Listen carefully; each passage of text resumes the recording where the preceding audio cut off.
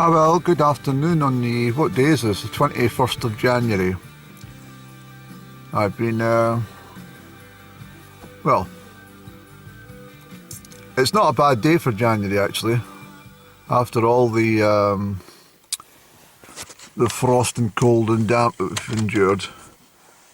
But as I say in Scotland, near Casa Clout until May is out. Meaning don't discard your undergarments, your woolly vest until at least the end of May. Bit of a true saying that. There's also an old saying that I'll start again, as the days grow longer, the cold becomes stronger. And that is often evident in the month of February and March. It's been so long since the sun had any proper heat and strength in it that the cold is felt. But I think with everyone, well, especially me, the extending daylight is making a big difference to my mood.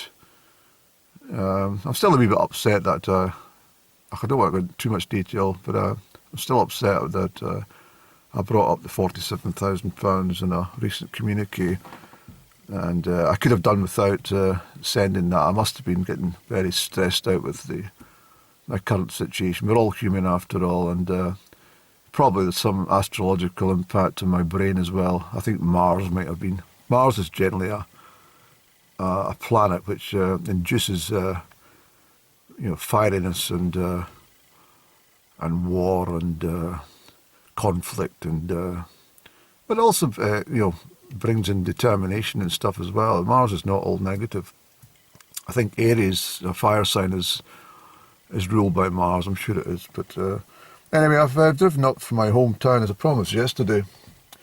I say town, it's a little village, a rural village, which is twinned with an equally rural village in Albania. I think the village in Albania has got more streetlights and more amenities. I think they've got shop there, and they've got a hotel and a church and a sense of community and parking spaces as well. So it all kind of adds into the thing. You're probably thinking, what is this hill that he's pointing at? Well, the answer to that is the road which will take you up onto. Excuse me, drop something. That road will take you up and over, eventually through what do you call it? Langside, as they call it, all the way to Ardagh. So these parts were very condensed areas for the Roman Empire.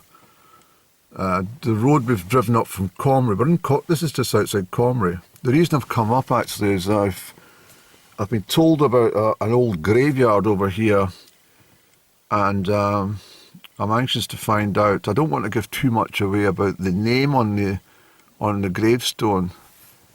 I'll tell you why, because it may well be a distant relative of mine, and I don't want to give too much away actually, because if you put too much information on the internet, these people who steal identities can gather quite a lot of information just by watching little excerpts of your YouTube uploads, for example.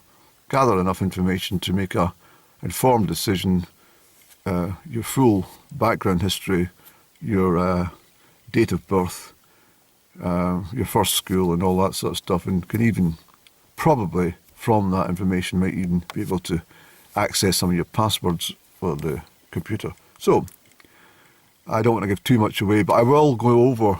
This is Cultibragan prisoner of war camp, just behind the trees there. These very beautiful oak trees. It's a shame the sun's not shining, but anyway, what was I talking about? The Roman Empire were condensed around here. I'm convinced that just at the back there, when you come up on the other side, on the road to, it goes east. And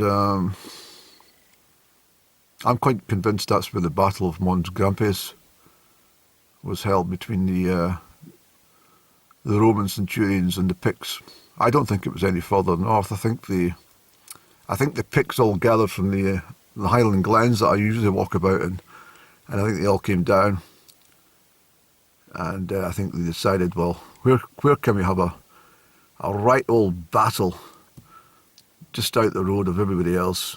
You know, let's not involve all the communities and the villages and stuff. So where can we pick? And I think they picked a rural spot out this way. But the whole point of me coming up here, apart from going to see this grave, is I wanted to use my computerised, well, it's not computerised, it's my radar-style calculator for counting potholes. As you'd expect, on a 9-mile journey, there wasn't quite so many. I've probably driven over that, coming up by Dalgenross. It's a Roman road.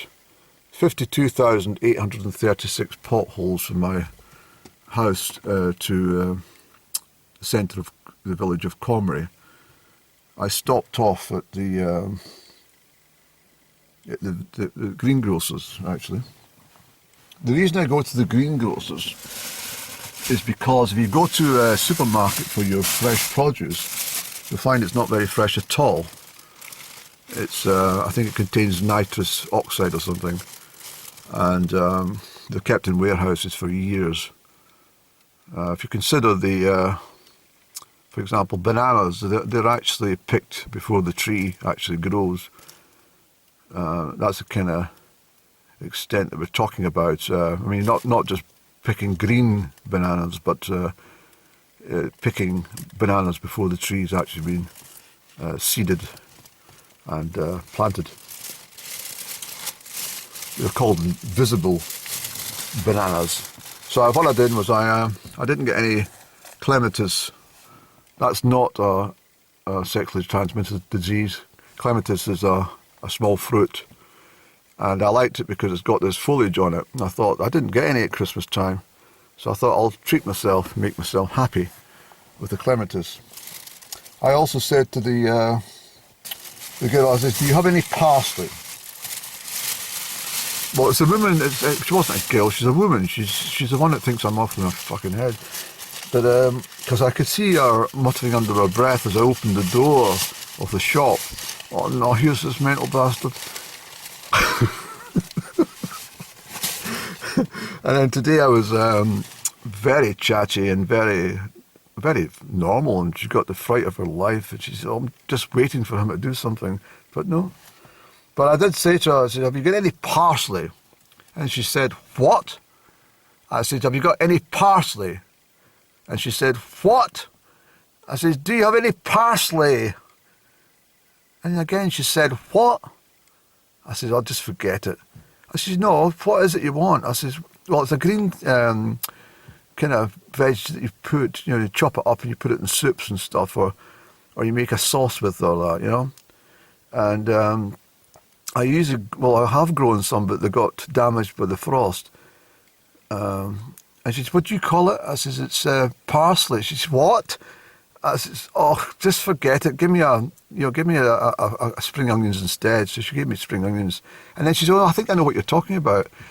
So she handed me this lot, and she says, "Is that what you mean?" I says, "Yeah, that's it. It's parsley." And she goes, "Why didn't you say?"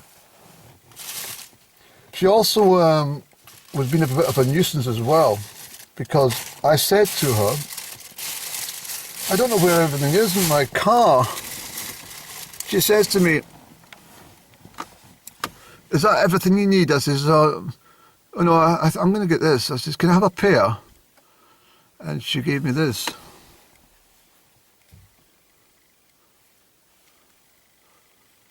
I says, "Where's the other one?" She says, "I beg your pardon." I says, "Where's the other pair?" No, I says, where's the other one? And she says, "I don't understand. You said you wanted a pair." I says, "Well, you've only given me one." But anyway, I'm going to have a little cigarette, and then what we're going to do is wander into the grounds of the farmsteading, and take ourselves over to try and locate this old graveyard. I've got a few graveyards that I've visited over the last 9 to 12 months, and I'd like to maybe share some of these graveyards with you. Some of them are actually very vintage indeed. So let's hope we can locate what I'm looking for. If anyone does pick up on the name from the gravestone, I'll probably not mention what the connection is. But if there is any clever clogs out in the big wide world who then patch everything together and are able to steal my identity, then all I can say is good luck. Because you'll have lots of problems in life if you've got my identity.